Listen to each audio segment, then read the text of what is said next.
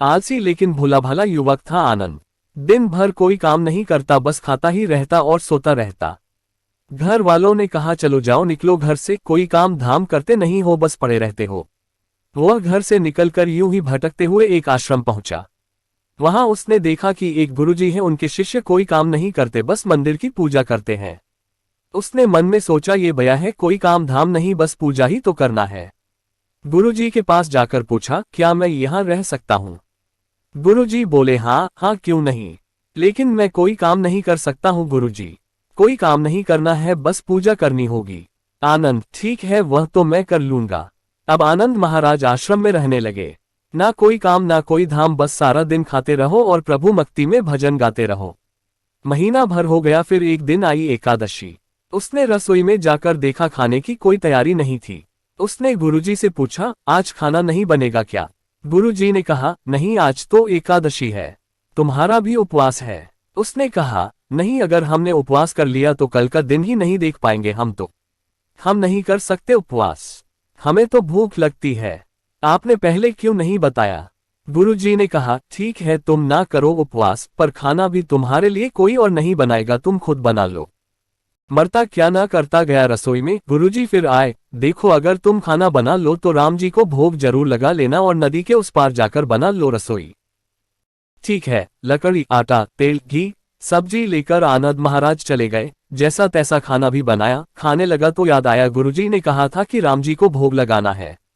वह भजन गाने लगा, आओ मेरे राम जी भोग लगाओ जी, प्रभु राम आए, श्री राम आए, मेरे भोजन का भोग लगाए। कोई ना आया तो बेचैन हो गया कि यहाँ तो भूख लग रही है और राम जी आ ही नहीं रहे।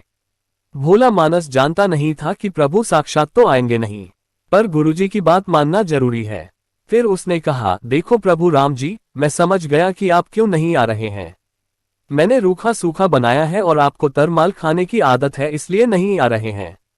तो सुनो प्रभु, आज वहां भी कुछ नहीं बना है, सबकी एकादशी है, खाना हो तो ये भोग ही खा लो। श्री राम अपने भक्त की सरलता पर बड़े मुस्कुराए और माता सीता के साथ प्रकट हो गए। भक्त असमंजस में, गुरुजी ने तो कहा था कि राम जी आएंगे, पर यहाँ तो माता सीता भी आई हैं और मैंने तो भोजन बस 2 लोगों का बनाया है। चलो कोई बात नहीं, आज इन्हें ही खिला देते हैं। बोला प्रभु मैं भूखा रह गया, लेकिन मुझे आप दोनों को देखकर बड़ा अच्छा लग रहा है। लेकिन अगली एकादशी पर ऐसा न करना, पहले बता देना कि कितने जन आ रहे हो, और हाँ थोड़ा जल्दी आ जाना। राम जी उसकी बात पर बड़े मुदित हुए, प्रसाद ग्रहण करके चले गए। अगली एकादशी तक ये भोला मानस सब भूल गया। उसे लगा प्रभु ऐसे ही आते होंगे और प्रसाद ग्रहण करते होंगे। फिर एकादशी आई। गुरुजी से कहा मैं चला अपना खाना बनाने, पर गुरुजी थोड़ा ज्यादा अनाज लगेगा, वहां 2 लोग आते हैं। गुरुजी मुस्कुराए, भूख के मारे बावला है। ठीक है ले जा और अनाज ले जा। अब की बार उसने 3 लोगों का खाना बनाया। फिर गुहार लगाई, प्रभु राम आइए, सीताराम आइए, मेरे भोजन का भोग लगाए। प्रभु की महिमा भी निराली है। भक्त के साथ कौतुक करने में उन्हें भी बड़ा मजा आता है। इस बार वे अपने भाई लक्ष्मण, भरत, शत्रुघ्न और हनुमान जी को लेकर आ गए।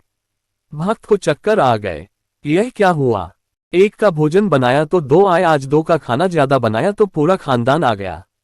लगता है आज भी भूखा ही रहना पड़ेगा। सबको भोजन लगाया और बैठे बैठे देखता रहा। अनजाने ही उसकी भी एकादशी हो गई। फिर अगली एकादशी आने से पहले गुरुजी से कहा गुरुजी ये आपके प्रभु राम जी अकेले क्यों नहीं आते, हर बार कितने सारे लोग ले आते हैं, इस बार अनाज ज्यादा देना। गुरुजी को लगा कहीं यह अनाज बेचता तो नहीं है, देखना पड़ेगा जाकर। भंडार में कहा इसे जितना अनाज चाहिए दे दो और छुपकर उसे देखने चल पड़े।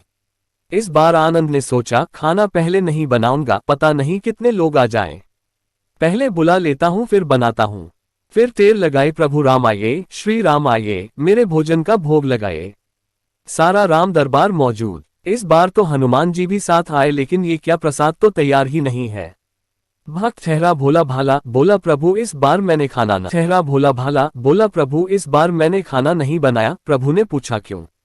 बोला मुझे मिलेगा तो है नहीं, फिर क्या फायदा बनाने का, आप ही बना लो और खुद ही खा लो।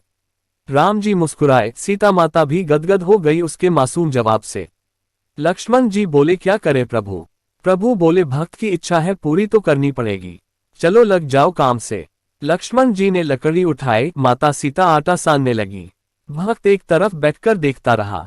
माता सीता रसोई बना रही थी तो कई ऋषि मुनि यक्ष गंधर्व प्रसाद लेने आने लगे। इधर गुरुजी ने देखा खाना तो बना नहीं, भक्त एक कोने में बैठा है। पूछा, बेटा क्या बात है, खाना क्यों नहीं बनाया? बोला, अच्छा किया गुरुजी आप आ गए, देखिए कितने लोग आते हैं प्रभु के साथ। गुरुजी बोले, मुझे तो कुछ नहीं दिख रहा तुम्हारे और अनाज के सिवा। भक्त ने माथा पकड़ लिया, एक तो इतनी मेहनत करवाते हैं प्रभु, भूखा भी रखते हैं और ऊपर से गुरुजी को दिख भी नहीं रहे, ये और बड़ी मुसीबत है। प्रभु से कहा, आप गुरुजी को क्यों नहीं दिख रहे हैं? प्रभु बोले, मैं उन्हें नहीं दिख सकता। बोला, क्यों? वे तो बड़े पंडित हैं, ज्ञानी हैं, विद्वान हैं, उन्हें तो बहुत कुछ आता है, उनको क्यों नहीं दिखते आप? प्रभु बोले, माना कि उनको सब आता है पर वे सरल नहीं है तुम्हारी तरह, इसलिए उनको नहीं दिख सकता। आनंद ने गुरुजी से कहा, गुरुजी प्रभु कह रहे हैं आप सरल नहीं है इसलिए आपको नहीं दिखेंगे। गुरुजी रोने लगे, वाकई मैंने सब कुछ पाया पर सरलता नहीं पा सका तुम्हारी तरह, और प्रभु तो मन की सरलता से ही मिलते हैं। प्रभु प्रकट हो गए और गुरुजी को भी दर्शन दिए। इस तरह एक भक्त के कहने पर प्रभु ने रसोई भी बनाई।